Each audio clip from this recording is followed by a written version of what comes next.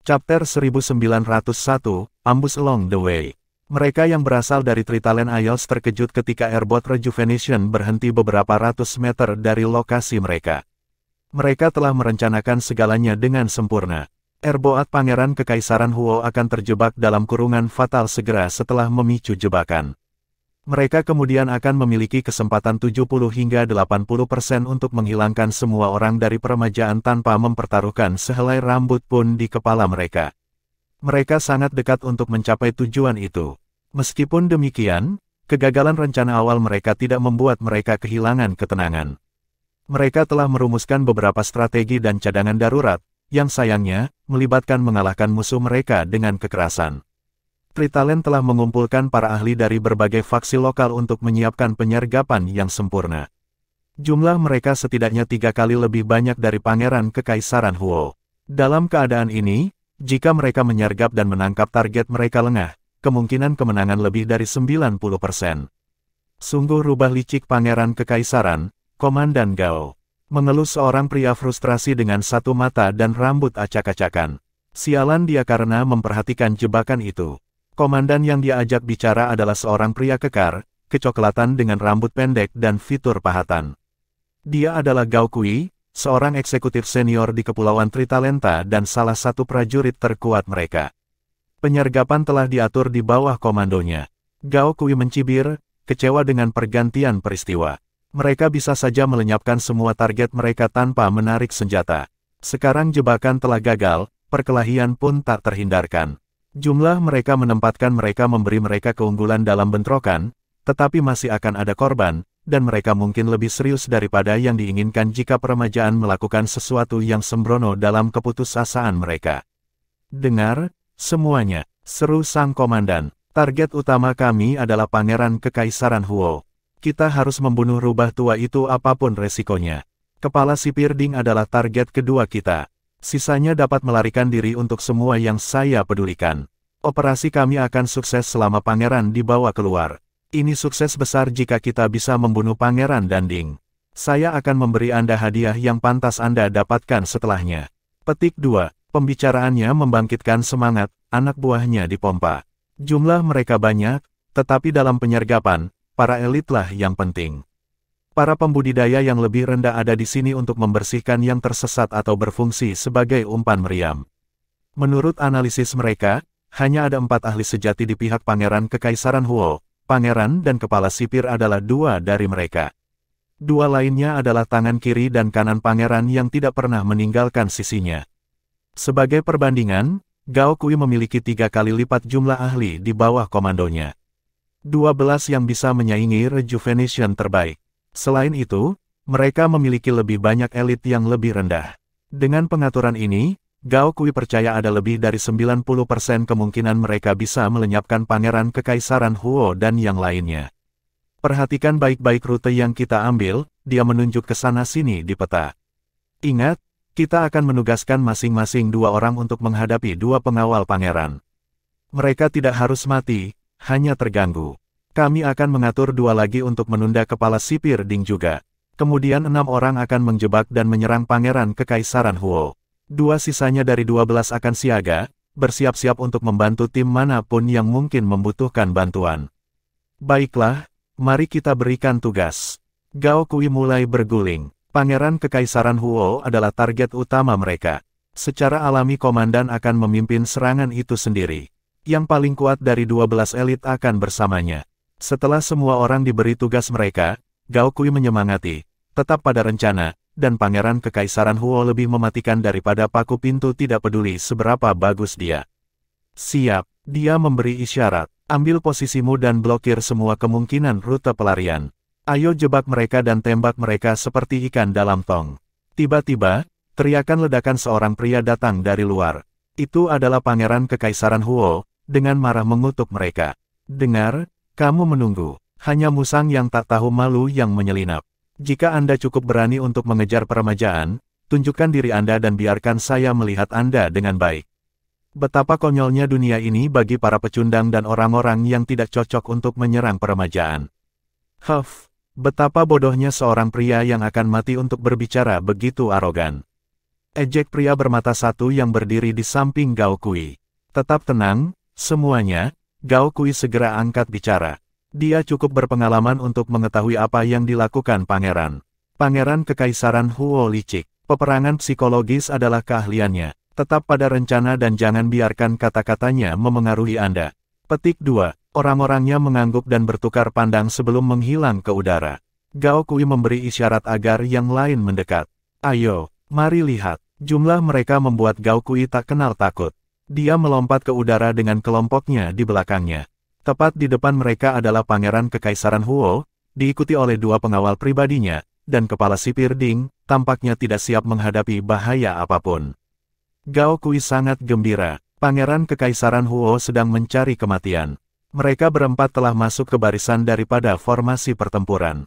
Sebuah penyergapan akan dapat langsung membunuh 2 dari mereka. 2 sisanya tidak akan menimbulkan banyak tantangan.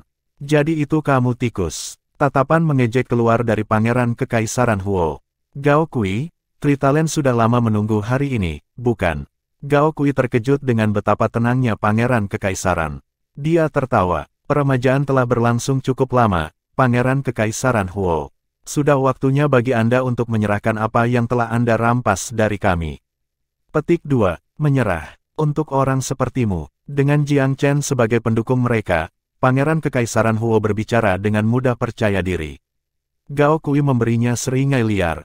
Orang-orang seperti kita, tepat sekali. Di masa lalu, kami tidak berada di tempat manapun untuk menantang peremajaan, tetapi Anda menggali kuburan Anda sendiri.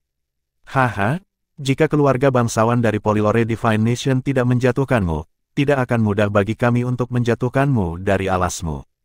Terus, kata Pangeran Kekaisaran dengan dingin.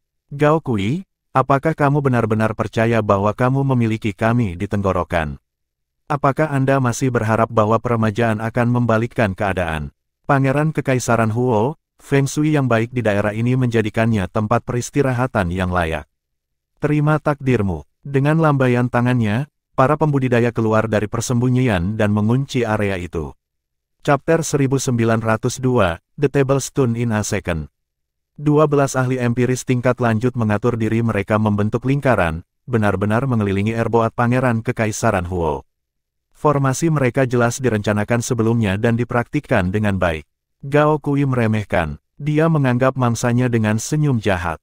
Pangeran Kekaisaran Huo, apakah kamu pikir kamu meninggalkan kepulauan peremajaan tanpa ada yang tahu?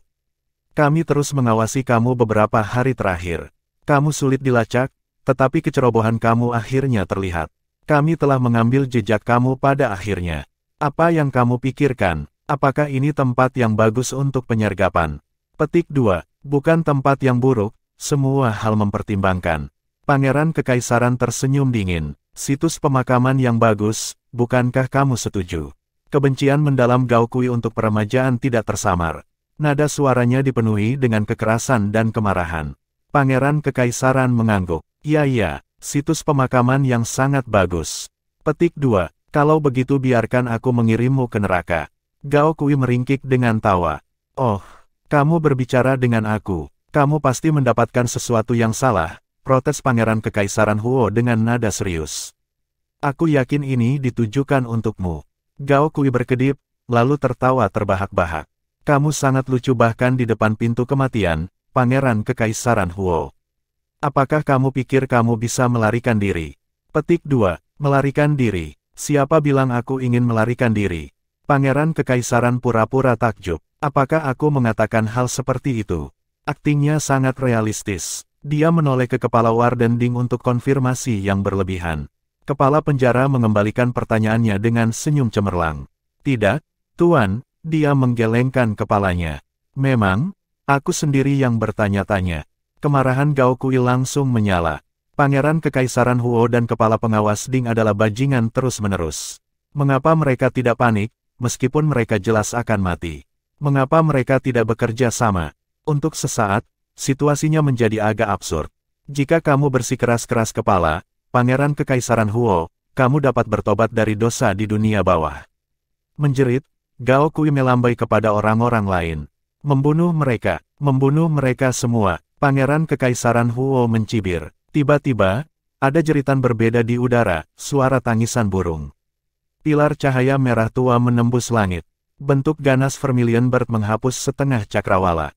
Sedikit energi dilepaskan ke arus berdarah, menggigit, melonjak menuju para pembudidaya di depan. Mereka hampir tidak punya waktu untuk bereaksi sebelum terseret ke dalam arus. Burung Vermilion mengguncang sayapnya sedikit, memakannya menjadi sinarnya. Tidak mau kalah, tubuh drakonik Long Xiaoxuan bergerak juga. Cakar raksasanya mencengkeram dua ahli terdekat dengan bagian tengah tubuh mereka. Dua jeritan melengking kemudian, jiwa-jiwa tubuh korbannya benar-benar hancur oleh cakar pegunungan hancur dan sungai. Jiang Chen juga ikut beraksi. The Holy Dragon Ball menyalurkan energi drakoniknya menjadi dua panah yang melambung pada target yang berbeda. Meskipun dia adalah kerajaan Empire level 6, kekuatan tempurnya jauh lebih besar dari itu. Dia bisa menghadapi bahkan Empyrean level 9 ahli langsung dengan mudah, apalagi menembak mereka di kejauhan dengan busurnya. The Holy Dragon Ball, ditambah dengan energi drakonik dari seorang putra kaisar surgawi, mampu menimbulkan luka pada dewa. Penanam emperan tingkat lanjut adalah mangsa yang mudah. Pop, pop, dua suara garing kemudian, dua kepala Empire tingkat 9 meledak seperti semangka. Mereka mati di tempat. Dalam sekejap mata, 9 pembudidaya di sisi Gao Kui telah meninggal. Hanya 3 yang tersisa, Gao Kui sendiri, pria bermata satu dengan surai rambut, dan seorang pembudidaya dekat bagian belakang. Gao Kui tidak bisa mempercayai matanya. Rekan-rekannya jatuh di sekelilingnya. Apakah dia bermimpi? Kepalanya kosong karena kaget. Komandan Gao, ayo keluar dari sini. Teriak pria bermata satu itu. Mereka memiliki ahli yang kuat dengan mereka. Sayangnya, reaksi mereka terlalu lambat. Ruang di sekitarnya sudah dikunci oleh awan api. Kemanapun mereka menuju, nyala api menunggu mereka. Suhu yang panas membakar jiwa mereka sebelum mereka bahkan bisa mendekati. Mereka hanya bisa kembali ke lokasi semula. Tidak ada lagi kesombongan di mata mereka, hanya teror. Meja-meja telah sepenuhnya berubah dalam sekejap mata. Pangeran Kekaisaran Huo sangat gembira. Dia akhirnya membuat keputusan yang benar, dan itu sudah membuahkan hasil.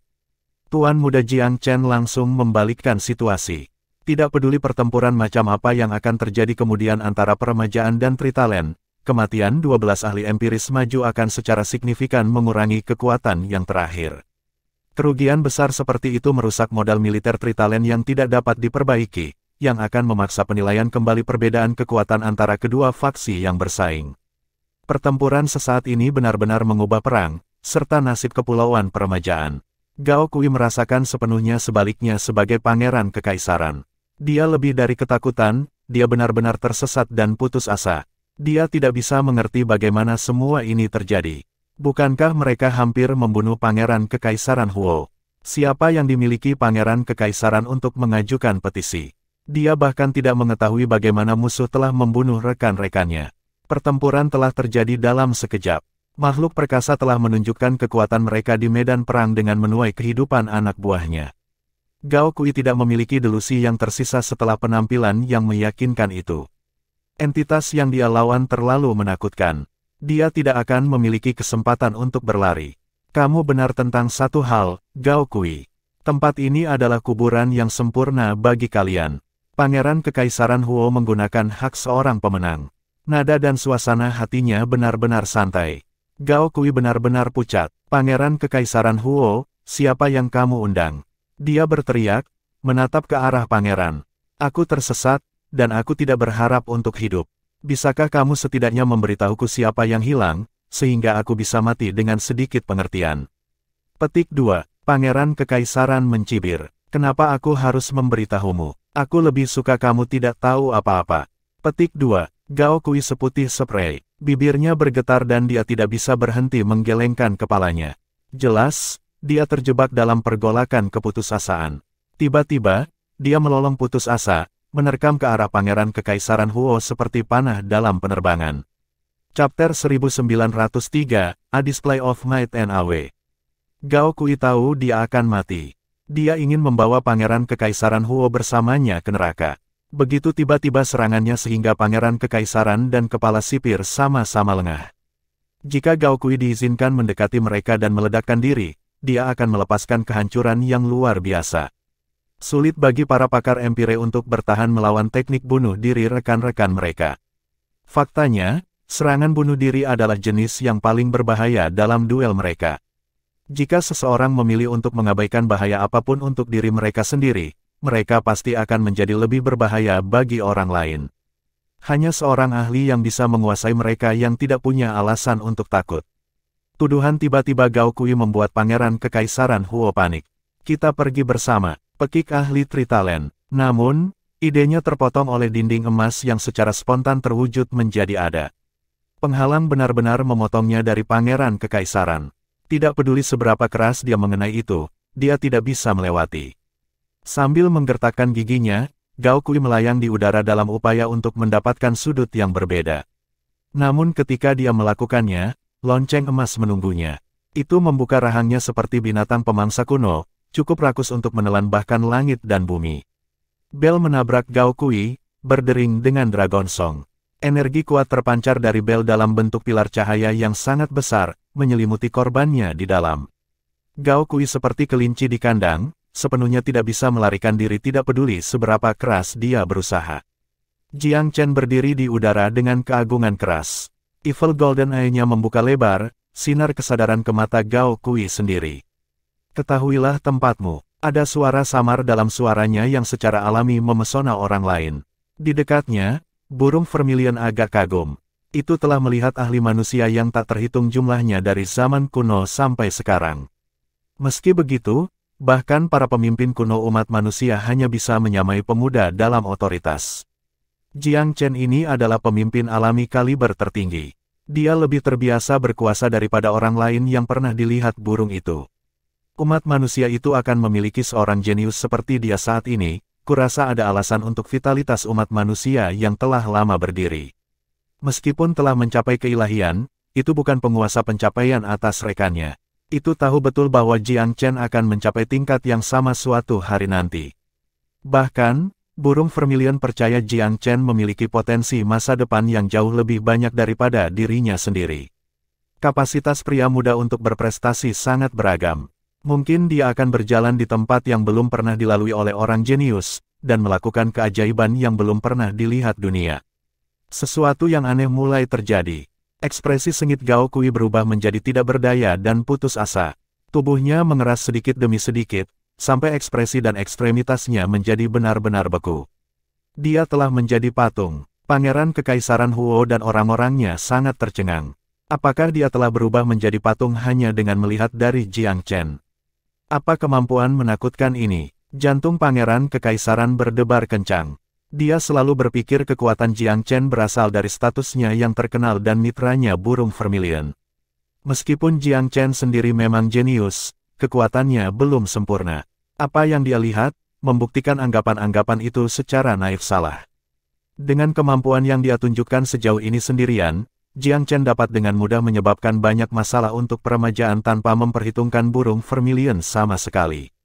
Keterampilan memanah dan keterampilan okulernya tampaknya tak terhindarkan. Pangeran Kekaisaran tidak yakin dia akan bisa lepas dari nasib Gao Kui jika tempat mereka diubah. Dia bertukar pandangan lega dengan kepala pengawas Ding. Mereka beruntung telah membuat pilihan yang tepat dengan lebih dari satu cara. Jika mereka tidak mencari kompromi, membuat musuh dari Jiang Chen benar-benar bunuh diri. Jiang Chen bukan lagi orang yang sama dengan Jiang Huang, buron. Dia adalah kekuatan yang harus diperhitungkan di mana saja di 10 negara ilahi, apalagi di antara faksi yang lebih rendah.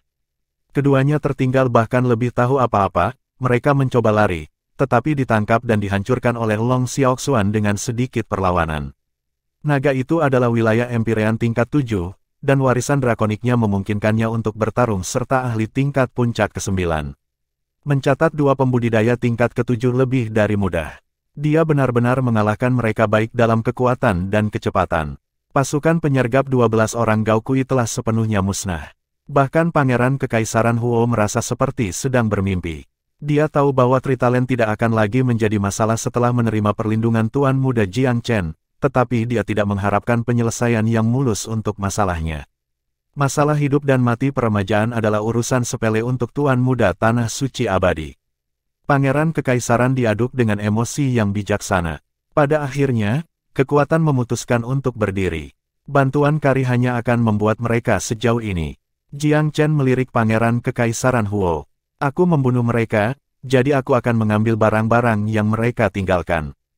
Tidak ada masalah dengan itu, aku percaya. Petik 2. Tentu saja, tentu saja. Mereka adalah rampasanmu, Tuan Muda, terdengar jawaban tergesa-gesa. Bagaimana mungkin Pangeran Kekaisaran Huo mungkin ingin membantah kepemilikan? Biarkan aku mengirim orang-orangku untuk mengambil barang-barang untukmu, usulnya sambil berpikir. Medan perang dirapikan dalam beberapa saat cepat. Ayo terus, Jiang Chen berkomentar dengan santai. Dan sementara kita punya waktu, katakan padaku apa yang berhasil dikumpulkan Tritalent sebagai sekutu-sekutunya. Berapa banyak ahli di sana, kira-kira? Petik 2. Pangeran Kekaisaran Huo gembira. Setelah menderita kekalahan yang menghancurkan ini, Kepulauan Tritalent akan sangat terluka. Kita mungkin bisa mengambil keuntungan dari ini dengan menghancurkan Tritalent itu sendiri. Semuanya akan terpecahkan kalau begitu. Petik 2. Baiklah, kalau begitu mari kita ikuti rencana itu, Jiang Chen mengangguk. Dia kurang memahami tentang faksi tingkat kedua dan ketiga di Myriad Abyss, tetapi menurut akal sehat, kedua belas pakar empati yang sudah mati akan menjadi mayoritas golongan atas Tritalent yang lebih tinggi, ditambah sejumlah faksi lain juga. Hanya Tritalent saja mungkin tidak memiliki banyak ahli empiris tingkat lanjut. Chapter 1904, Rejuvenation Royals.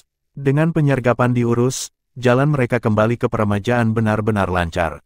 Dalam beberapa jam, Erboa telah kembali ke pulau inti peremajaan, di mana keluarga kekaisaran tinggal. Keluarga itu gagal dibandingkan dengan Eternal Divine Nation atau bahkan Blue Smoke Isles. Pulau inti memiliki daya tarik tersendiri. Namun, Jiang Chen tidak terlalu menyukai suasana peremajaan. Ada kekurangan yang jelas dari fondasi yang mapan. Meskipun demikian, dia tidak di sini untuk tur, tetapi untuk mendapatkan batu roh yang dijanjikan Pangeran Kekaisaran kepadanya. Itu akan memfasilitasi rencananya secara signifikan. Sementara itu, Rejuvenation mendidih karena kecemasan.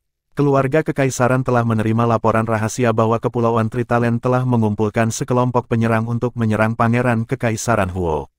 Sayangnya, keluarga Kekaisaran tidak mampu mengirim bala bantuan apapun. Keluarga-keluarga aristokrat dari negara ilahi Polylore telah membunuh banyak dari mereka dalam kemarahan yang tidak masuk akal dan merampok peremajaan kekayaan besar. Mereka terlalu lemah untuk menanggapi serangan itu. Keluarga Kekaisaran berdebat di antara mereka sendiri dan tidak bisa menyetujui rencana penyelamatan. Beberapa mendukung penyelamatan Pangeran Kekaisaran. Yang lain menentangnya. Kaisar secara alami mendukung misi penyelamatan. Dia dan para pendukung lainnya tahu betul betapa pentingnya Pangeran Kekaisaran bagi keluarga Kekaisaran dan peremajaan pada umumnya. Jika dia meninggal, peremajaan benar-benar tidak memiliki bakat lagi untuk ditemukan di dalam perbatasannya. Namun, oposisi juga memiliki argumen yang kuat. Peremajaan memiliki kekurangan tenaga kerja. Jika para ahli mereka semakin menyebar, akan mudah bagi musuh mereka untuk memecah dan menaklukkan. Apa yang akan mereka lakukan jika diserang ketika bagian dari pembudidaya mereka pergi untuk misi penyelamatan? Mereka memiliki cukup kesulitan mempertahankan wilayah mereka sebagaimana adanya. Mereka mudah jatuh dengan hanya sebagian dari pasukan mereka. Jika Pangeran Kekaisaran benar-benar harapan peremajaan, ia akan mengatasi tantangan dan bertahan hidup. Jika dia tidak melakukannya, dia bukan penyelamat yang mereka cari. Kedua belah pihak bentrok dengan marah dan mencegah pengambilan keputusan. Saat mereka terjebak dalam jalan buntu, Pangeran Kekaisaran Huo kembali, hidup dan sehat. Peremajaan bersukacita karena kabar baik. Pihak oposisi tidak merasa malu sama sekali. Mereka percaya bahwa mereka terbukti benar. Karena Pangeran Kekaisaran adalah penyelamat sejati peremajaan, masuk akal baginya untuk kembali dengan selamat. Dengan Pangeran datang berita mengejutkan. Mereka mengira Pangeran Kekaisaran pasti telah menghindari penyergapan, atau penyergap pasti menargetkan lokasi yang salah. Itulah satu-satunya penjelasan untuk kepulangannya yang aman. Namun, menurut kata-katanya, Tritalent akhirnya menyerang, dan telah mengerahkan 12 petani penggarap tingkat lanjut yang mengejutkan. Semua orang di Rejuvenation khawatir dan takut akan rumah mereka. Mereka tidak akan percaya bahwa Pangeran Kekaisaran telah selamat dari skenario seperti itu jika dia tidak berdiri di hadapan mereka tanpa sedikit pun goresan. Itu bertentangan dengan akal sehat bagi Pangeran Kekaisaran dan teman-temannya untuk kembali tanpa cedera. Yang mulia, perkelahian yang intens harus pecah jika kamu bertemu dengan sekelompok besar ahli empiris maju. Mengapa kamu dan Chief Warden Ding tidak terlihat bertengkar? Orang-orang dari Tritalent tidak bisa membiarkan kamu keluar dari kebaikan hati mereka, bukan?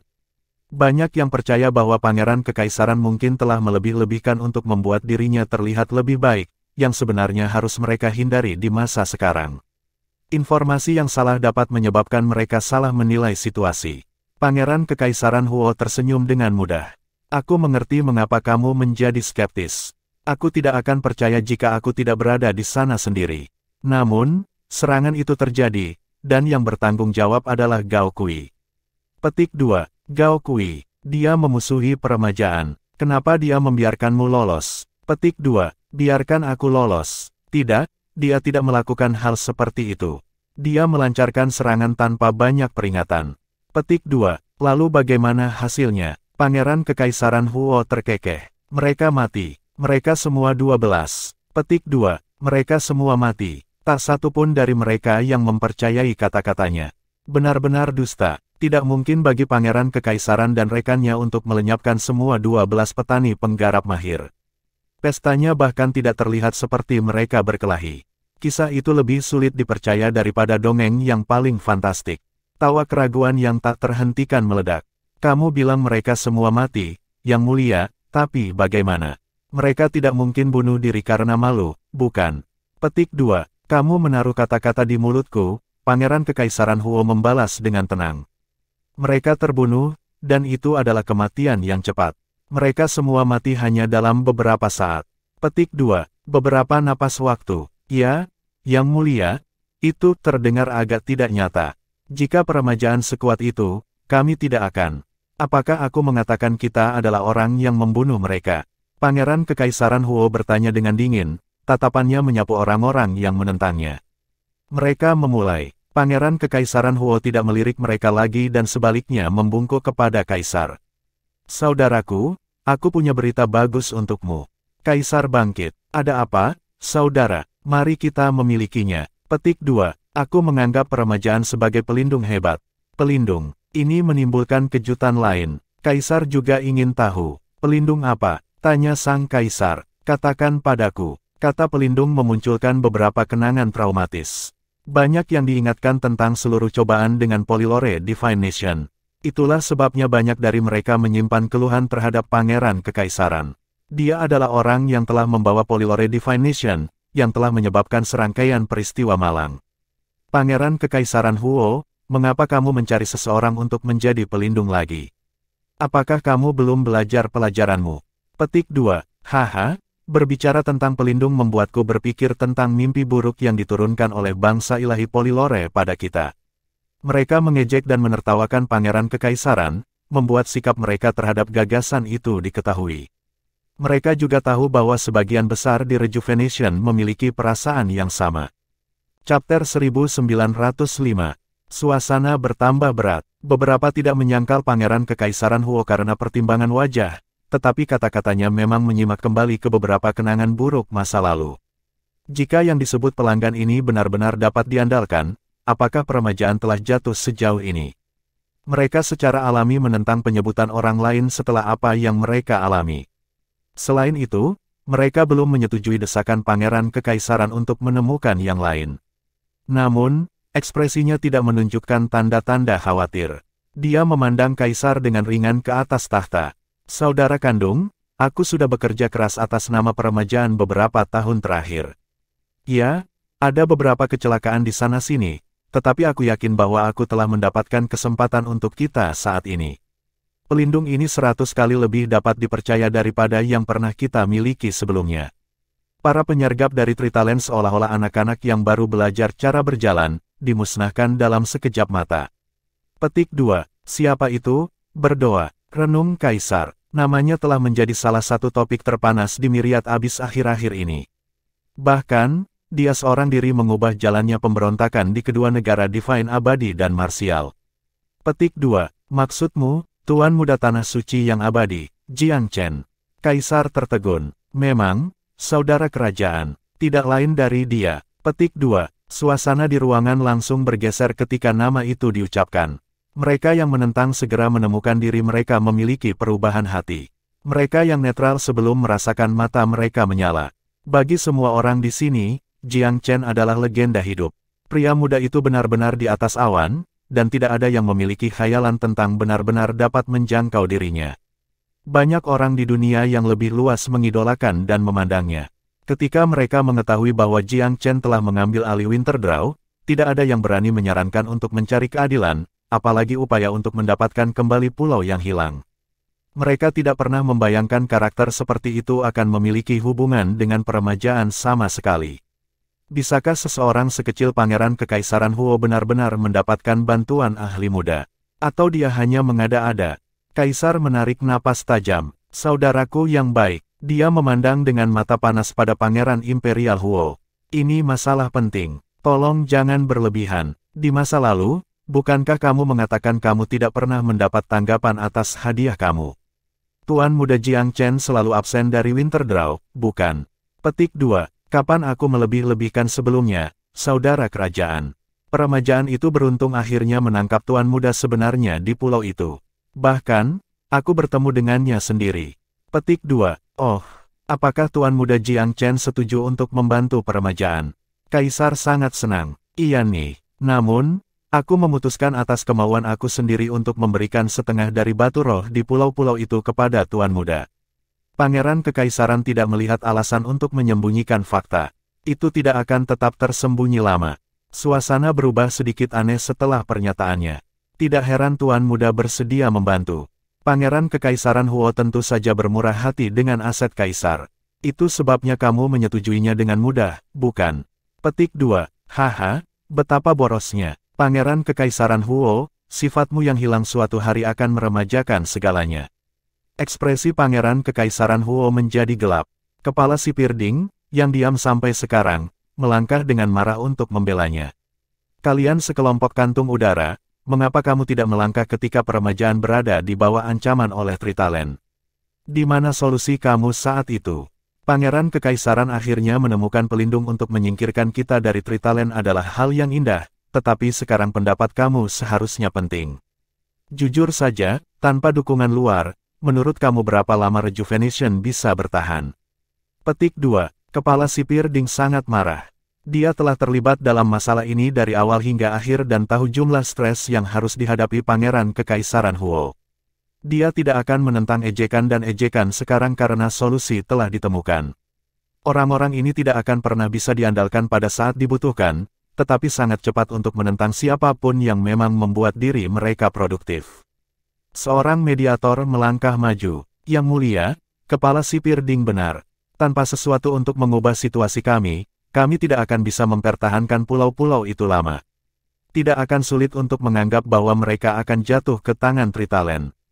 Petik 2. Ini adalah kebenaran yang tak terbantahkan. Kaisar mengangguk. Kamu benar dalam keputusanmu, kakak. Alih-alih Tritalen mengambil semua urat roh untuk memperkaya pundi-pundi dan memperkuat pasukannya, mengapa tidak memberikan setengah kepada Tuan Muda Jiang Chen?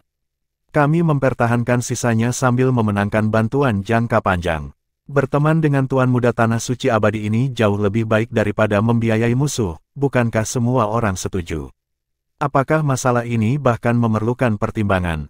Petik 2. Sikap penguasa sangat jelas, rakyatnya tidak berani menyuarakan pendapat yang bertentangan. Mereka tidak dapat menemukan solusi alternatif, bahkan jika mereka mencoba, apalagi ketika hanya mengepakkan mulut mereka. Seseorang dengan cepat mengubah topik pembicaraan. Yang mulia, aku ingin tahu apakah Tuan Muda Jiang Chen setuju hanya karena dia dalam suasana hati yang baik. Akankah dia benar-benar menindaklanjuti janjinya dan membantu kami menyelesaikan masalah Tritalen? Petik 2. Semua orang memandang Pangeran Kekaisaran Huo lagi.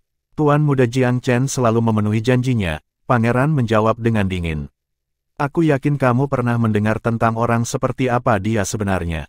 Kembali selama pemberontakan Eternal Divination, dia sebenarnya tidak di Tanah Suci, namun kembali ke sana karena rasa kewajiban tanpa memperhatikan bahaya di sana. Dia akhirnya menjadi instrumen dalam benar-benar meredam pemberontakan. Apakah kamu pikir seseorang seperti itu cenderung menjadi orang yang tidak terhormat? Kalaupun dia tidak bisa dipercaya, siapa? Petik 2. Subjekku yang setia, saudaraku yang bijak telah melakukan sesuatu dengan baik hari ini. Peremajaan membutuhkan pelindung untuk bangkit. Tuan Muda Jiang Chen diberkati dengan kekayaan besar. Bahkan jika kita telah memberikan pulau kepadanya sepenuhnya, jadi apa? Jika kita dapat mengikuti bayangan Eternal Secret Land, kekhawatiran apa yang akan kita miliki tentang masa depan kita? Petik 2. Visi Kaisar melihat lebih jauh ke depan. Dia tahu bahwa hanya sedikit dorongan dari Tuan Muda Jiang Chen sudah cukup untuk peremajaan untuk melompati beberapa anak tangga. Jika mereka mengumumkan sekarang bahwa pemuda itu adalah pelindung Rejuvenation Isles, faksi-faksi lain di sekitarnya akan berbusa pada kesempatan untuk bersekutu dengan mereka. Chapter 1906, The Tritalent Isles. Penampilan Jiang Chen dalam peremajaan membuat pilihan menjadi mudah. Mengingat keadaan yang terakhir, pelindung yang kuat adalah sesuatu yang sangat dibutuhkan. Tuan Muda Tanah Suci Abadi itu memang pilihan yang ideal. Faktanya, banyak orang di Rejuvenation Isles tahu tentang usaha-usaha Pangeran Kekaisaran Huo sebelumnya untuk memohon bantuan Jiang Chen. Mereka hanya memilih untuk tertawa daripada berharap. Mereka tidak percaya sang pangeran memiliki kesempatan, atau bahwa Jiang Chen akan tinggal lama di tempat yang sepenting Winterdraw. Mengingat kedua poin ini, peluang keberhasilan sang pangeran tampak sangat kecil. Tapi terkadang hidup terasa aneh. Melawan segala rintangan, Pangeran Kekaisaran Huo telah membawa Tuan Muda Jiang Chen dalam daging.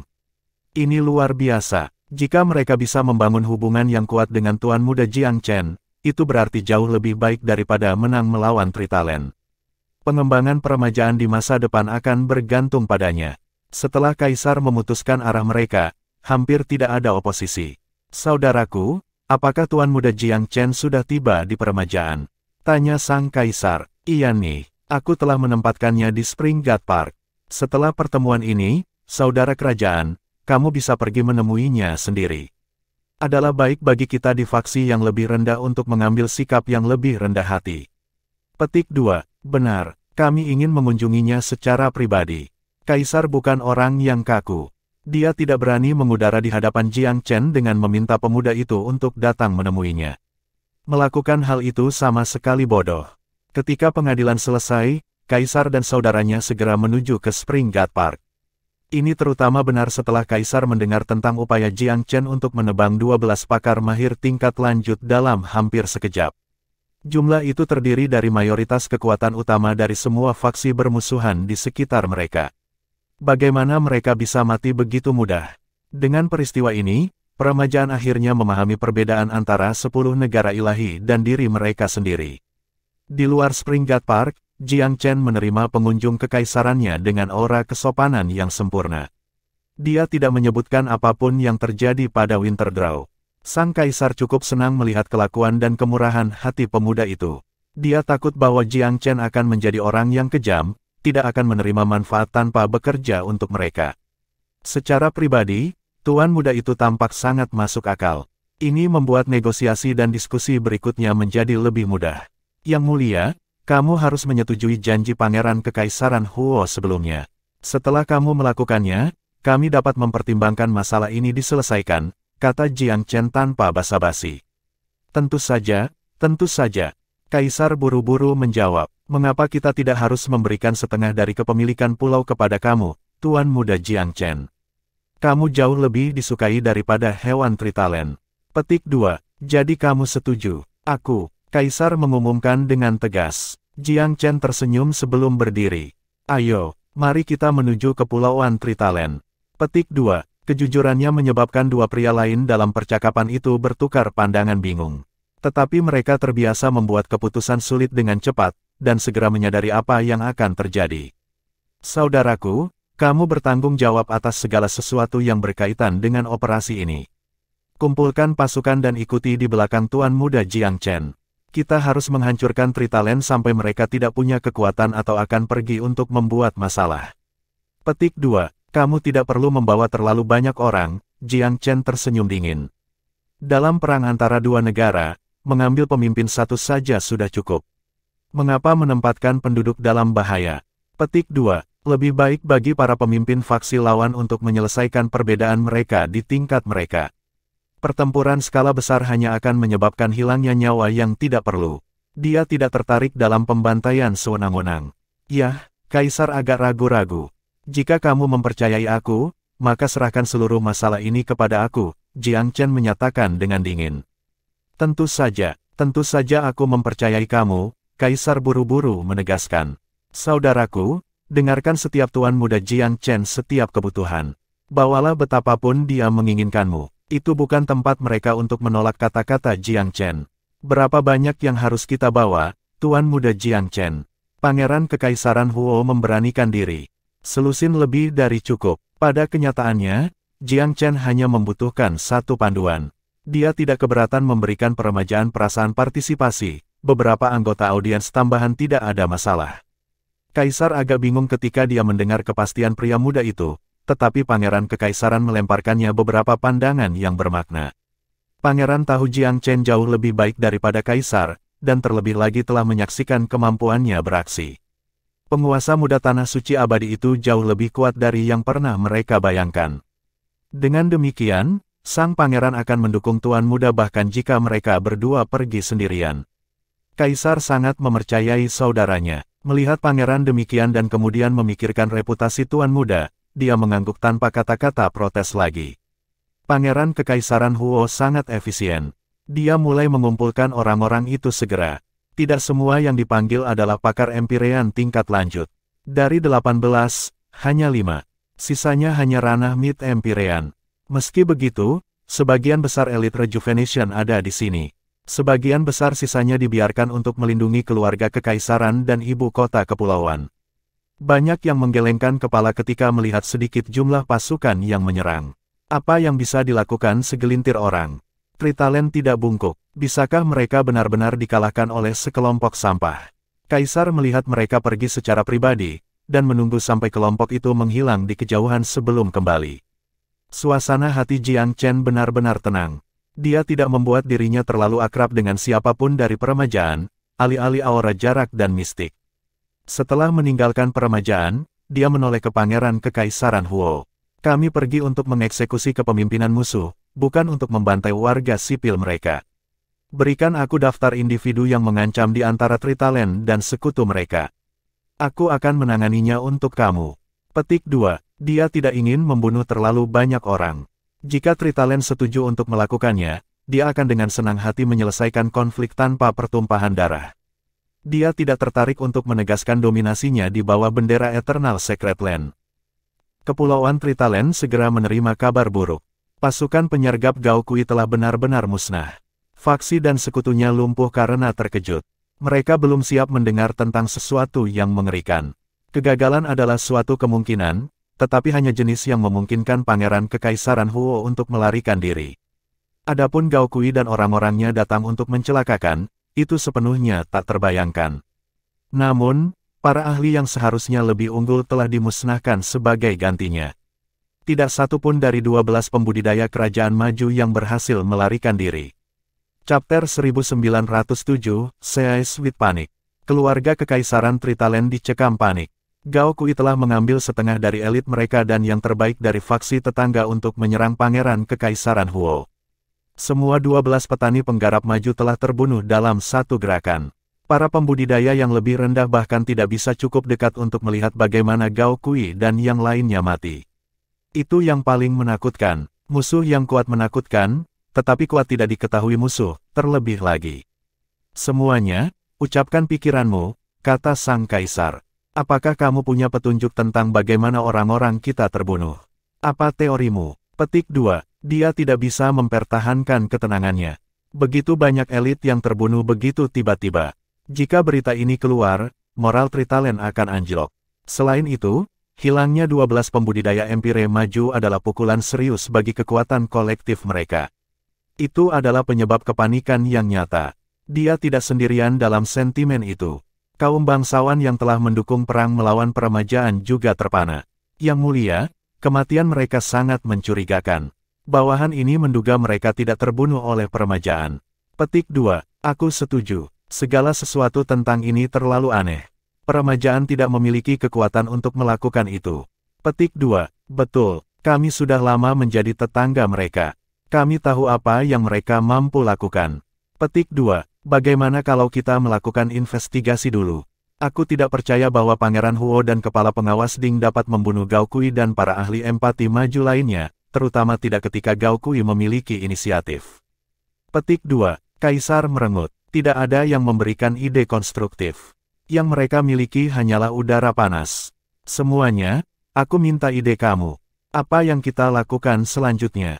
Tidak peduli siapa yang membunuh Gao Kui dan rakyatnya, Tritalen telah mengalami pukulan serius. Apakah kita masih akan berperang melawan peremajaan? Inilah yang diperdebatkan Kaisar. Tentu saja kita, Yang Mulia, seseorang menyela dengan segera. Kami telah bekerja sangat keras untuk sampai ke titik ini. Jika kami mundur sekarang, semua yang kami lakukan akan sia-sia. Petik 2. Betul, jika peremajaan mampu membunuh Gao Kui dan timnya, mereka tidak akan berada di tempat mereka hari ini. Gao Kui pasti menemui beberapa senior yang kuat dan menyinggung mereka secara tidak sengaja. Begitulah akhirnya mereka mati. Itu tidak ada hubungannya dengan peremajaan. Petik 2. Yang Mulia, kita tidak harus menyerah. Bahkan jika kita tidak dapat menduduki semua pulau, kita harus setidaknya meletakkan setengah dari keuntungan kita. Petik 2. Meskipun ada korban yang tak terduga, cahaya serakah masih bersinar di mata bangsawan Tritalen. Mereka merasa bahwa potensi keuntungan dari menduduki pulau-pulau itu adalah milik mereka dan menolak untuk menyerah. Namun, masih ada beberapa alasan di pengadilan. Yang Mulia, moralnya tinggi dan subjek ini tidak boleh turun di parade semua orang. Namun, masa depan Tritalen dipertaruhkan. Aku harus menegaskan maksud aku. Kami tidak lagi mampu bertarung dengan peremajaan untuk pulau-pulau. Jika kematian Gao Kui ada hubungannya dengan mereka, kita harus memikirkan bagaimana kita akan melindungi diri kita sendiri. Petik 2. Kata-katanya menarik reaksi segera. Itu konyol, Zhao Situ. Kamu membuat musuh kami tampak lebih kuat dengan menjatuhkan orang-orang kamu sendiri. Tidak ada yang percaya bahwa peremajaan dapat membunuh Gao Kui. Jika mereka selalu sekuat itu, mengapa mereka menyedot Polylore Divine Nation? Mengapa begitu banyak dari mereka yang mati di tangan kaum bangsawan Polylore? Petik 2. Dipersembahkan. Peremajaan hampir tidak bisa melindungi diri mereka sendiri, apalagi mengganggu orang lain. Ini adalah kesempatan sempurna bagi kami untuk bergerak. Sekarang atau tidak pernah. Mereka memandang peremajaan dengan penghinaan total. Bahkan setelah kematian yang tidak bisa mereka jelaskan, masih belum ada perubahan hati. Mereka hanya tidak berpikir bahwa peremajaan mampu melakukan hal seperti itu. Zhao Situ tertawa sedih. Kamu bisa membantahku semau kamu, tetapi keberadaan kita dipertaruhkan di sini. Kita harus berhati-hati. Haha, Zhao Situ, ambisimu telah layu di usia tuanya. Kamu terlalu takut untuk mengambil keputusan untuk negara kita. Petik 2. Memang benar bahwa Zhao Situ bukan pria muda lagi, jadi dia tidak menerima komentar kasar itu secara pribadi. Dia menatap Kaisar dengan penuh pengabdian. Yang Mulia, adalah tugas aku untuk menyampaikan pikiran aku kepada kamu. Pendapat aku mungkin tidak selalu benar, tetapi patut dipertimbangkan. Petik 2. Jauh di lubuk hati, Kaisar setuju dengan Zhao Situ sampai batas tertentu. Penyergapan telah gagal secara spektakuler tanpa banyak petunjuk tentang apa yang telah terjadi. Itu tidak masuk akal untuk itu menjadi kecelakaan aneh yang tidak terkait dengan Pangeran Kekaisaran Huo. Yang Mulia, mengapa kami tidak mengirim delegasi untuk menguji peremajaan? Jika mereka mau berbagi setengah dari batu roh dengan kami akan berbicara. Petik 2. Kaisar mempertimbangkan gagasan itu. Kereta pikirannya terganggu oleh langkah kaki yang bergegas ke istana. Yang Mulia, Pangeran Kekaisaran Huo telah memasuki wilayah kami dengan sekelompok ahli. Mereka dekat dengan pulau inti kita dan kurang dari 3.000 mil dari kota Kekaisaran.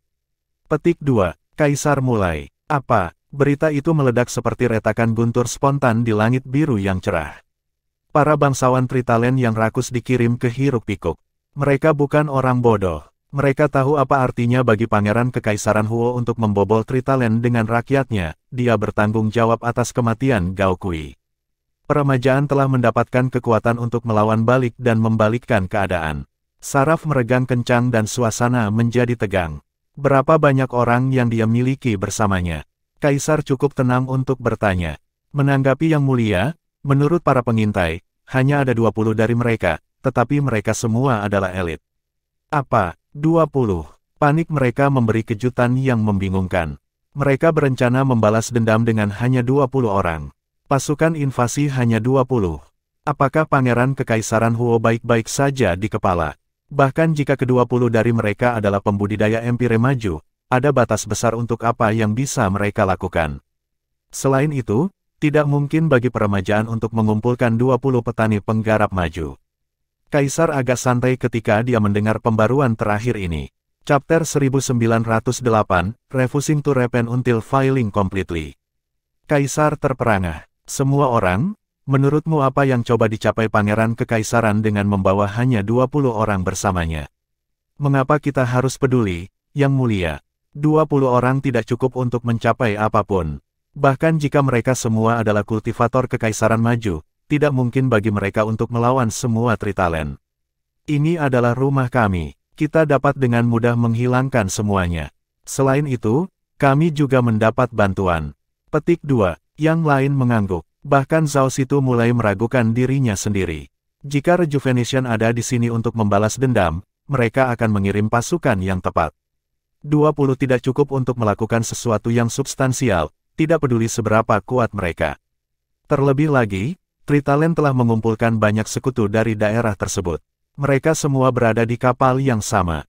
Jika perang pecah dengan peremajaan, faksi-faksi tetangga tidak akan berdiri dan tidak melakukan apa-apa, karena kepentingan mereka sendiri dipertaruhkan. Yang Mulia, mungkin Pangeran Kekaisaran ada di sini untuk bernegosiasi. Seseorang menyarankan, tentunya tidak. Jika dia di sini untuk bernegosiasi, dia akan mengirim kata sebelumnya daripada hanya masuk. Petik 2. Tetapi jika dia tidak di sini untuk berbicara, apalagi? Dia tidak bisa berada di sini untuk membunuh kita, bukan? Berapa banyak kerusakan yang bisa dilakukan 20 orang itu? Petik 2. Apakah mungkin bahwa peremajaan telah mengerahkan pasukan, dan 20 ini adalah garda depan yang dikirim untuk menempa jalan? Namun, 20 terlalu kecil untuk pesta lanjutan, terutama karena keluarga Kekaisaran Tritalen memiliki keunggulan teritorial dan memiliki formasi untuk melindungi mereka. Ada juga sekelompok ahli yang kuat membela pulau. Hanya orang bodoh yang akan memaksakan serangan mengingat keadaan. Banyak ahli peremajaan top telah hilang setelah pelecehan Polilore. Mereka tidak mampu melancarkan serangan sekarang. Yang Mulia, Pangeran Kekaisaran Huo dari peremajaan telah mencapai langit luar kota Kekaisaran dengan rakyatnya. Kelompok pengintai kedua membawa kembali berita terbaru. Dia menuntut Yang Mulia untuk bertemu langsung dengannya. Itu menghentikan semua diskusi di ruangan itu dan menyelesaikan kecurigaan mereka. Bahkan pikiran terpadat pun bisa memberitahu Pangeran Kekaisaran tidak di sini untuk bernegosiasi. Kalau tidak, dia akan mengirim undangan untuk pertemuan sipil dan menyelesaikan konflik melalui diplomasi. Alih-alih, dia secara khusus menunjuk Kaisar, dia jelas-jelas ada di sini untuk menimbulkan masalah. Wajah para pejabat berkerut, yang lebih berkepala panas berteriak, Yang Mulia, karena Pangeran Kekaisaran bersikeras memeluk kematian, kita harus mengabulkan keinginannya. Betul, dia berani menantang kita di depan pintu kita. Waktu yang sempurna untuk menghancurkannya. Itu akan menghemat waktu dan upaya kita untuk mengejarnya. Petik 2. Tolong beri perintah, Yang Mulia. Kami bersedia untuk memimpin tuduhan terhadap para ahli dari peremajaan. Mereka jelas tidak menyerah pada mengalahkan peremajaan. Zhao Situ buru-buru memotong, ada yang tidak beres, Yang Mulia. Itu bertentangan dengan akal sehat bagi Pangeran Kekaisaran Huo untuk membawa begitu sedikit orang bersamanya dan dengan berani menuntut pertemuan. Dia adalah seorang Pangeran Kekaisaran, yang tidak cocok untukmu. Dia jelas-jelas mengejek kita dengan sengaja. Harap berhati-hati, Yang Mulia.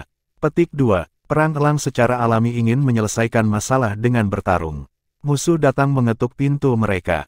Itu hanya masuk akal bagi mereka untuk menghilangkan musuh sekali dan untuk semua. Namun, Zhao Situ juga ada benarnya. Tidak masuk akal bagi seseorang yang licik seperti Pangeran Kekaisaran Huo untuk datang jauh-jauh ke Tritalen Isles hanya untuk membuat dirinya terbunuh.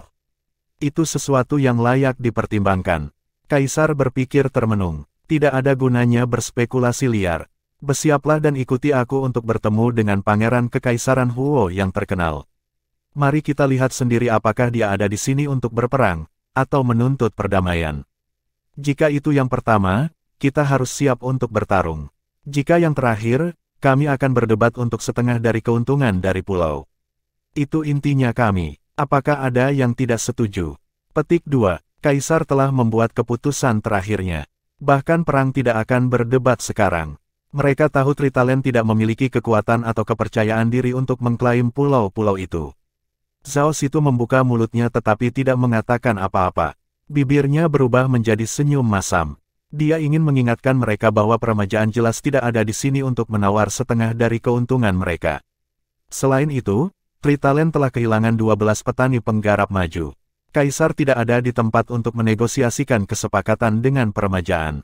Tetapi dia tahu jika dia berperan sebagai penasihat iblis lagi, dia akan menyinggung semua orang dan bahkan Kaisar. Dia tidak bisa mengambil risiko itu.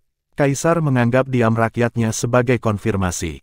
Baiklah, siapkan dirimu, ikut denganku untuk menemui Pangeran Kekaisaran. Petik 2. Meskipun Gao Kui dan yang lainnya sudah mati, Tritalen telah merekrut lebih banyak ahli selama beberapa tahun terakhir. Banyak dari mereka mulai sebagai pembudidaya berkeliaran. Mereka bergabung dengan Tritalen untuk mendapatkan lebih banyak batu roh. Akibatnya, Tritalen telah berkembang pesat. Mereka ingin memanfaatkan kemunduran peremajaan untuk menjadi penguasa wilayah. Kaisar memiliki sekelompok elit di bawah komandonya. Mereka berbaris di luar kota kekaisaran dengan energi ganas. Mengitari kota adalah formasi pertahanan yang kuat. Dengan itu dan jumlah elit yang baik di pihak mereka, moral Tritalen tinggi, tidak terpengaruh oleh tindakan peremajaan. Apa yang benar-benar dipikirkan Pangeran Kekaisaran Huo di sini? Ya. Siapa di antara kalian yang adalah Pangeran Kekaisaran Huo? Tegur seorang ahli kekaisaran dengan suara yang menggelegar. Yang mulia Kaisar telah datang untuk memberkati kamu dengan kehadirannya. Kamu harus siap untuk menyambutnya secara formal. Petik 2. Pangeran Kekaisaran Huo tersenyum tipis ketika dia mendengar suara datang kepadanya dalam gelombang. Aku Pangeran Kekaisaran Huo dari peremajaan. Satu-satunya yang pantas aku hormati adalah Kaisar peremajaan. Petik 2. Bandit sombong, kamu berani tidak menghormati kami di wilayah kami. Kamu benar-benar sekelompok orang barbar. Petik 2. Kamu hanya seorang pangeran kekaisaran. Apakah kamu pikir kamu berada di suatu tempat untuk menantang otoritas yang mulia? Petik 2. Pangeran Kekaisaran Huo tertawa, suaranya menciptakan pusaran udara yang menyapu langit. Berhentilah membuang waktu kita dan katakan pada kaisarmu untuk menunjukkan dirinya. Aku memiliki beberapa hal untuk disampaikan kepada kamu. Petik 2. Beraninya kamu, sampah. Kamu lebih baik jaga lidahmu di hadapan yang mulia, Pangeran Kekaisaran Huo. Pangeran Kekaisaran Huo tersenyum setengah. Tritalen telah kalah dengan Rejuvenation selama ribuan tahun. Apakah kamu masih tidak mengerti di mana kamu berdiri bersama kami? Petik 2. Chapter 1909, Jiang Chen Source of. Omong kosong. Bahkan sungai pun berubah arah seiring waktu. Peremajaan mungkin pernah menjadi penguasa daerah ini sekali waktu, tetapi talenta baru muncul setiap generasi. Setiap abad dipengaruhi oleh generasi yang berbeda. Waktumu telah berakhir. Petik 2. Brat, apa yang memberimu hak untuk berjalan di wilayah udara kita? Peremajaan mungkin sedang menurun, tetapi jika ada satu hal yang aku yakini, saatnya kamu belum tiba, jawab Pangeran Kekaisaran Huo dengan lembut. Bahkan, waktumu mungkin tidak akan pernah datang. Ahli Tritalen mengamuk. Mereka nyaris tidak bisa menahan keinginan mereka untuk menyerang Pangeran Kekaisaran dan memberinya pukulan telak. Pernyataannya merupakan penghinaan langsung dan penghinaan terbesar bagi rumah mereka. Waktu Tritalen tidak akan pernah datang. Apakah peremajaan masih mencengkeram harapan yang tidak realistis? Sebelum mereka bisa melawan itu dengan penghinaan mereka sendiri, Kaisar muncul dari kerumunan dan mengarahkan tatapan dingin Pangeran Kekaisaran Huo. Ada sifat superior yang melekat padanya. Pangeran Kekaisaran Huo, kamu belum datang jauh-jauh ke sini untuk menyemburkan omong kosong seperti itu, bukan? Jika ini tentang pulau-pulau, apakah peremajaan siap untuk membuat penawaran untuk perdamaian? Petik 2. Tawaran untuk perdamaian. Pangeran Kekaisaran Huo menyeringai. Tawaran apa? Kaisar menggeram, kamu berani datang mencari perdamaian tanpa menawarkan apa-apa kepada kita. Senyum Pangeran Kekaisaran Huo jatuh, di tempatnya adalah cemberut yang parah. Suaranya dingin ketika dia berkata, aku belum bilang kita di sini untuk menegosiasikan perdamaian, bukan, Yang Mulia. Aku di sini untuk menyampaikan pesan kepada kamu, Gao Kui dan orang-orangnya semua terbunuh dalam upaya mereka untuk menyergap kami. Sangat menggelikan bahwa kalian menganggap dirimu lebih unggul dari kami. Petik 2. Kamu tidak mengklaim bahwa kamu telah membunuh Gao Kui, kan? Kaisar tidak yakin. Aku tidak membunuhnya, tetapi aku adalah bagian dari itu, kata Pangeran Kekaisaran dengan samar. Peremajaan dan Tritalen tahu segalanya tentang satu sama lain, Kaisar tua. Tanpa 20 elit, Tritalen tidak memiliki kekuatan pertempuran. Petik 2. Apakah ini sebabnya kamu membawa begitu sedikit orang bersamamu? Apakah kamu pikir itu cukup untuk mengobarkan Tritalen? Petik 2. Pangeran Kekaisaran Huo menatap Kaisar dengan penuh simpati dan acuh tak acuh. Dia berbalik tanpa sepatah kata pun dan berjalan ke Jiang Chen. Tuan muda, aku baru saja memeriksa dan mengkonfirmasi bahwa sebagian besar elit Tritalen ada di sini, serta beberapa faksi tetangga yang telah memilih pihak yang tidak adil. Jiang Chen mengangguk serius. Mari kita mulai bisnis. Jika mereka ingin bertarung, kami akan bertarung. Jika mereka tahu apa yang baik untuk mereka, aku akan mempertimbangkan untuk menunjukkan belas kasihan kepada mereka. Petik 2. Mereka tidak akan menyerah sampai mereka memiliki satu kaki di kuburan. Pangeran Kekaisaran Huo memaksa keluar melalui gigi yang terkatup. Tritalen mungkin agresif, tetapi mereka dulu adalah faksi yang terhormat. Faksi lain adalah bajak laut lokal di laut tetangga. Beberapa direkrut oleh Tritalen, beberapa memilih untuk mengikutinya, dan yang lain melakukan hubungan yang saling menguntungkan dengannya. Tritalen telah mengumpulkan semua jenis orang. Petik 2. Itu tidak penting, kata Jiang Chen. Dalam sekejap, dia naik ke garis depan, tatapan sedingin es mendarat pada orang-orang dari kepulauan Tritalen. Selain Kaisar, ada juga sekelompok elit di pihak mereka. Namun, selain pengawal yang melindungi Kaisar, yang lain berdiri tanpa perintah, jelas kelompok yang berbeda yang tidak terbiasa dengan kerja tim. Kaisar berkedip ketika seorang pemuda tiba-tiba muncul di sebelah Pangeran Kekaisaran Huo. Salah satu anak buahnya membentak, "Siapa kamu, bocah? Kamu harus tunduk pada Yang Mulia." Petik 2. Jiang Chen mendengus dan menjawab dengan sedikit geli, membungkuk padanya. "Aku, bukankah dia takut kehilangan beberapa tahun dari masa hidupnya?" Petik 2. Itu menimbulkan reaksi yang cukup dari kelompok Tritalen. "Kamu berani, bocah? Apa yang memberimu keberanian untuk berbicara begitu kasar kepada Yang Mulia seperti ini?" Petik 2. Yang Mulia adalah pemimpin tertinggi kita, bangsawan paling mulia. Bagaimana dia tidak pantas kamu hormati? Petik 2. Jiang Chen terkekeh. Oh, dia yakin tidak. Kaisar mengerutkan kening dan bertanya dengan samar, "Apakah kamu memiliki keputusan akhir sehubungan dengan peremajaan, atau apakah itu Pangeran Kekaisaran Huo?" Dia berusaha menebak identitas Jiang Chen. "Aku lakukan." Ekspresi Jiang Chen masih tenang dan tidak dapat dibaca. "Baiklah, karena kamu yang bertanggung jawab, aku bisa menarik pasukan kita kembali dan menjaga perdamaian selama kamu menawarkan kami setengah pulau. Bagaimana denganmu?" Petik 2. Tidak ada. Jiang Chen menggelengkan kepalanya. "Kamu masih secara naif menolak untuk menghadapi kenyataan. Itu konyol." "Hadapi kenyataan." Salah satu pakar pribadi Kaisar merengut. "Tritalen memiliki pasukan yang kuat dan ahli yang tak terhitung jumlahnya. Apa yang tersisa dari Rejuvenation?" Petik 2. Jiang Chen mengangkat bahu, menyerang Kaisar dengan mata emas jahatnya tanpa peringatan. Kaisar membeku dan bergetar tak terkendali. Rasanya seolah jiwanya telah ditabrak oleh kekuatan yang tidak diketahui. "Hati-hati, Yang Mulia." Salah satu ahli kekaisaran memblokir garis visinya dengan mengayunkan lengan baju, yang mengimbangi bagian dari serangan Jiang Chen. Kekuatan yang tersisa tidak cukup untuk menembus kesadaran Kaisar. Jika tidak, Kaisar akan berubah menjadi undang-undang segera setelah Tuan Muda menyelesaikan hukumannya. Mata emas jahat Jiang Chen telah mencapai tingkat kekuatan yang mengerikan setelah bertahun-tahun kerja keras. Bahkan Kaisar nyaris jatuh hati ketika tertangkap tidak siap. Serangan Jiang Chen adalah panggilan untuk semua orang dari Tritalen. Pria muda itu memiliki status lebih tinggi daripada Pangeran Kekaisaran, dan dia adalah musuh yang jauh lebih tangguh. "Siapa kamu?" Kaisar menenangkan dirinya, masih terhuyung-huyung karena serangan itu. Itu tadi panggilan akrab. Jika anak buahnya tidak bereaksi cukup cepat, dia akan dipukul. Jiang Chen sedikit kecewa karena seni matanya telah gagal. Dia tersenyum dingin. "Itu tidak penting, tapi ini pengingat yang ramah, Tritalen bisa menyerah di pulau-pulau." "Menyerah? Atas dasar apa?" Petik 2. Siapa kamu, brengsek? Bayangkan diri kamu semacam sampah panas. Lihatlah kamu berjalan mondar-mandir seperti kamu memiliki tempat. Aku akan mematahkan leher kamu sendiri jika kamu ingin mati begitu banyak. Petik 2. Chapter 1910, Unyielding Ferocity and Defiance. Dengan seberapa kuat kesadaran Jiang Chen sekarang, dia bisa memindai pasukan musuh dengan sekali lirikan. Bahkan perubahan paling kecil dalam ekspresi mereka tidak luput dari perhatiannya, dia mendongak untuk mengasah secara mental pada orang yang menghinanya. Dua sinar cahaya keemasan melesat di udara dan masuk ke mata pria itu memotong di tengah kata seperti tenggorokannya telah dipotong.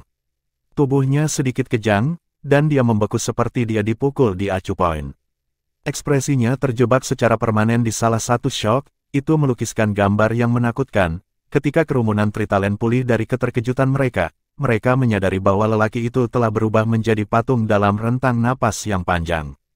Darahnya tampaknya telah membeku dan seolah-olah ember besi yang tak terhitung jumlahnya telah dituangkan padanya.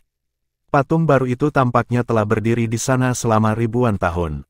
Bagaimana? Para pembudidaya di dekatnya menjauh dari patung yang baru terbentuk seperti wabah, takut mereka akan menjadi yang berikutnya. Apa yang terjadi padanya? Tergagap seseorang yang lebih dekat dengannya. Ini tipuan iblis. Pria itu tahu teknik iblis. Omong kosong. Itu pasti teknik membatu yang bisa mengubah seseorang menjadi patung batu. Petik 2. Itu bukan teknik membatu. Dia akan berubah menjadi batu, bukan patung yang terlihat seperti terbuat dari tembaga atau emas. Beberapa dari mereka cukup jeli untuk mengidentifikasi masalah utama. Apa yang lebih mereka inginkan adalah mempelajari bagaimana segala sesuatu telah terjadi. Pria dari peremajaan tidak melakukan apa-apa, tetapi tiba-tiba teman mereka berubah menjadi patung. Serangan yang menakutkan. Jiang Chen tidak ingin membunuh dengan sia-sia. Dia hanya ingin menjatuhkan Tritalen ke bawah patok dan menghalangi mereka. Namun, yang satu itu sangat arogan sombong dalam menjalankan mulutnya seperti itu. Tidak akan ada belas kasihan yang ditunjukkan kepada orang-orang seperti dia. Dia akan melayani sebagai peringatan bagi yang lain. Aku menunggu tanggapan kamu, Yang Mulia, lanjut Jiang Chen dengan sungguh-sungguh, mengabaikan pria yang telah diubah menjadi patung. Kaisar tertangkap basah oleh serangan aneh dan sulit dihindari.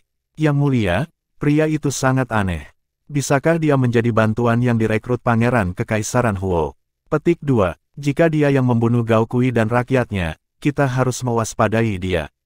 Dia mungkin benar-benar ahli dalam teknik iblis. Aku bahkan tidak melihatnya melakukan apapun. Yang Mulia, siapa orang ini?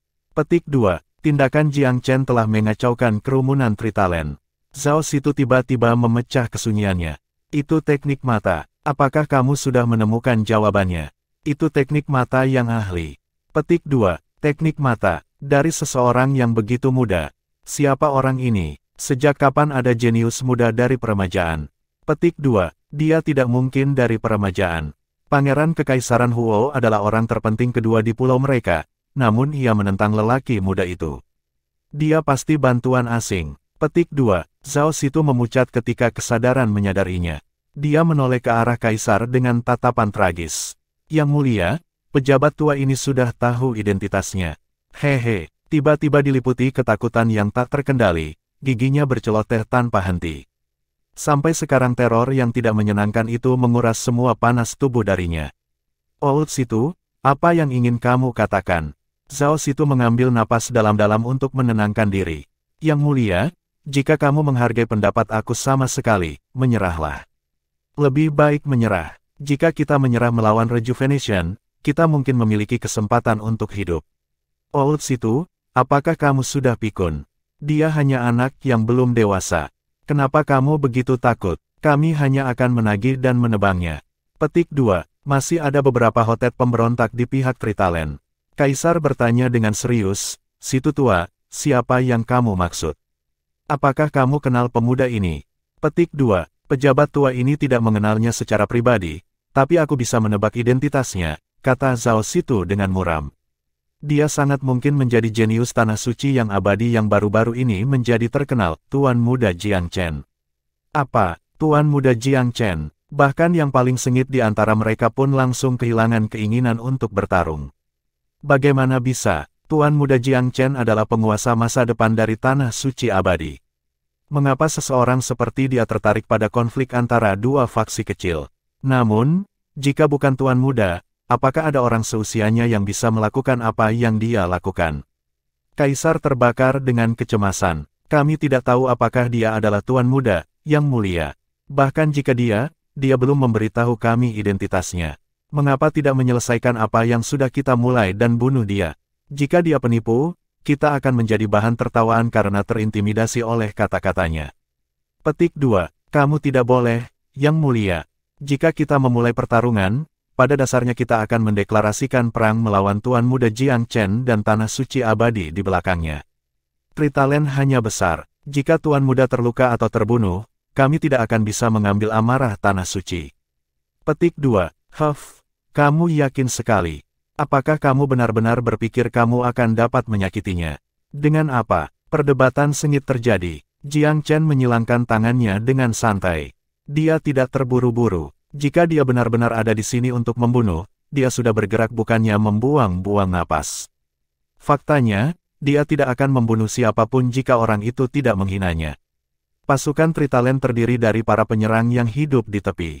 Pada akhirnya, mayoritas memutuskan untuk pura-pura tidak tahu identitas Jiang Chen selama itu tidak diungkapkan secara eksplisit. Mereka tidak akan berhenti untuk mendapatkan kekayaan batu dari pulau-pulau.